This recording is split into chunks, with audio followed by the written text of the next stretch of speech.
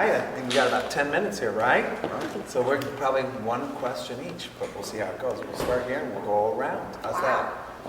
Taking charge. Okay, this is for you. Okay, it's inevitable for novel stories to be slightly changed when adapted to film. What is the number one challenge you see in your films? The number one challenge that you see, I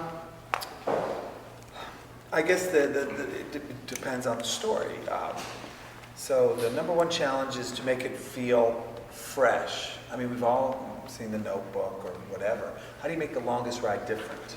How do you make it stand out? How do you make it seem as though you could watch The Notebook and then turn around and watch The Longest Ride and enjoy both of them and feel that they were different?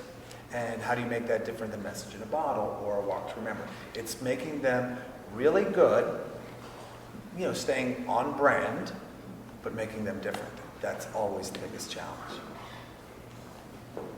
Britt, you've played in several television shows as well as film. Which do you prefer? I kind of like to switch around. Like, I mean, I miss television. It's been a bit since I've done it now. It's been like a good, well over a year. But you know, it's just completely different for me because with a film, you know what you're gonna get. You have like an arc, and it's very clear, and this is your story, and you know how to tell it. With television, it's always a surprise, and there's just something about television with like the relationships you create with your crew members and your cast, and it becomes very much like camp that lasts forever kind of thing. So I do miss that aspect of television and just being surprised every week. But I do also love knowing what I get with a movie and a film and having that story and being able to complete it and do my research and all that jazz. So it depends on what day, you know? Depends on the day. Mm-hmm. Well, to Scott and Britt, since this is going to be seen as such a big breakout role, even though you guys have had great careers thus far, what are you hoping to channel that to in future projects? Like, what do you really want to get to do in your careers? Awesome question. Scott and I talk about this a lot, just in terms of career and what we want out of it. And for me, it's just about attaching myself to projects that I can really dig my teeth into and that I'm really passionate about. And for a long time, I just would do any movie that would take me so I could have experience, you know. I mean, I started out when I was like 13, so any opportunity was a good opportunity for me. Yeah. And now with this vehicle, hopefully I can just pick and choose very carefully, you know, film here, film there, very luxurious lifestyle. This is what I'm imagining in my head. I don't know if it actually works out that way. Well, I hope it works, especially with Tomorrowland as well. I Yeah. mean, you know, you guys both have some incredible projects coming up with Snowden and that, both films, you know. So, I mean, I think you really will get that chance, and you know, I hope, yeah. Keep your fingers crossed. Yes, for me. exactly, exactly. Pretty much, you know, exactly what she said is just working with great directors on great scripts. Yeah, because it's all about the story, and is that what led you guys to this? Is it okay to ask that follow-up question? Yeah, Okay, please, okay, yes. okay. So, and what attracted you guys to this role? Sorry. You want to go first? I went first last time. Go for it.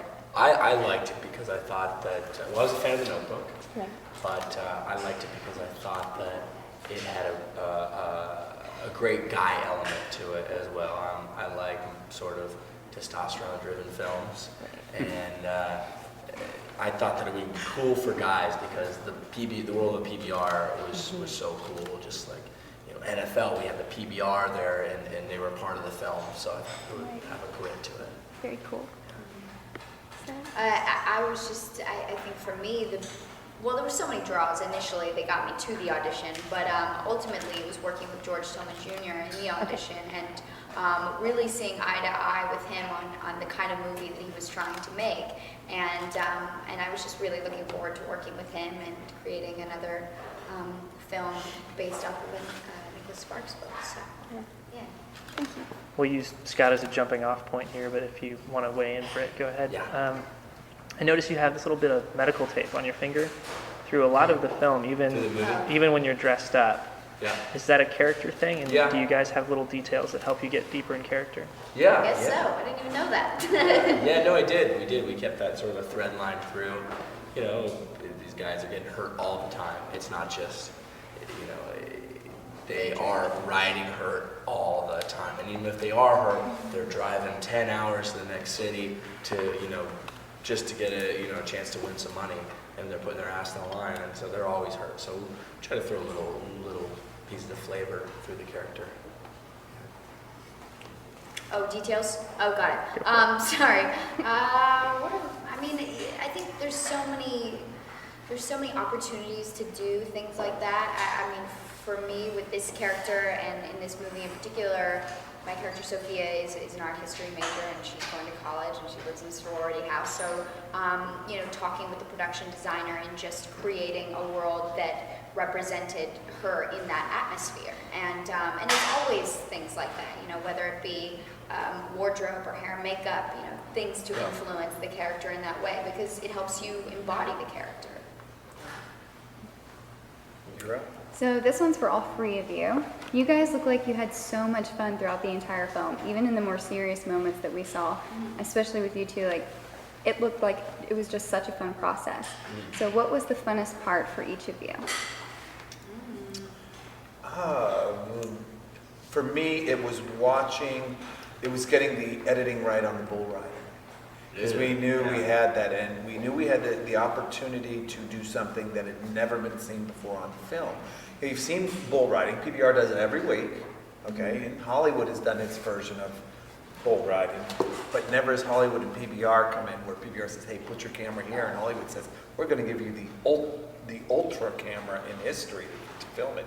That's that super slow-mo. So that, watching the way it came together was awesome. Yeah. Well, it looked awesome. Yeah, Say that. It was awesome. incredible. Yeah, the crew, sometimes you're on movies and you may or may not like the people you're doing the movie with. But this experience, everyone was all really good people and professional, and we just had a great time. It's funny that you say it looks like we had a good time even when we were doing like the fighting scenes or the emotional scenes, and it's true now looking back on it. I remember in the moment I was hating every minute of it, trying to get those scenes right. I remember those gallery scenes, just like running back and forth, trying to figure out how to make this scene work.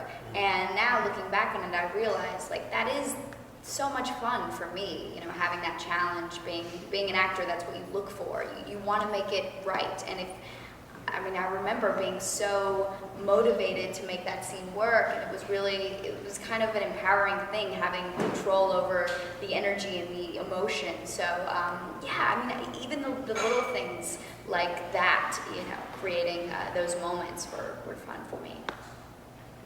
Maya? You're up. Cool. This is for all three of you guys. Was there ever a point in your lives that you can talk about that you've experienced some sort of crossroad similar to in the film? How to decide between two things you really wanted or something like that? Yeah, sure, right? Leave my family, years ago, 25 years ago, leave the family, my brothers and sisters, my father, and move across the country. Sure, life is the only certainty in life is change, right? It's Heracles. This has been a philosophy forever. So life is all about crossroads, and it's what we do when we get there, and then when we emerge on the other side, how we respond, right? And that's what life is. I think, I think for me, the bigger ones will come in the next coming years or next coming decade, because eventually I might want to have a family or be in a long-term relationship, and then that's pretty hard to do sometimes in this business. So you might have to make sacrifices or make big life decisions. For me, honestly, just in this career, growing up in the industry, I started out so young, and I feel like I'm always at a crossroads, honestly. There's so many times where I'm conflicted on what I want to do. I went back to school when I was shooting a television show in Wilmington at one point, because I was like, you know what, I think I'm going to try something else. And I love that about this industry, because it gives me opportunities to think outside the box. I can still try and be an actor and pursue other things, and crossroads happen and you have to make choices, but that's a part of life, I guess. Cool, thank you. As the token old guy in the room, I did identify with Alan Alda's character. Yeah. And I've been married for 46 years. Oh. Okay. And I'm still a romantic that, feels like, this is the true love of my life.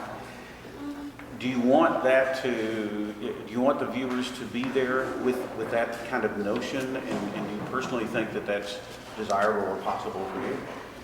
I think I think that the biggest thing that I wanted to do was to just make Sophia and Luke's story different than Ruth and Ira's. So if there's a short, this one by proxy has to be long. It's also, what can I do that's different? Because by making so much different in those ways, you can see that the emotion, the way they feel about each other, is the same.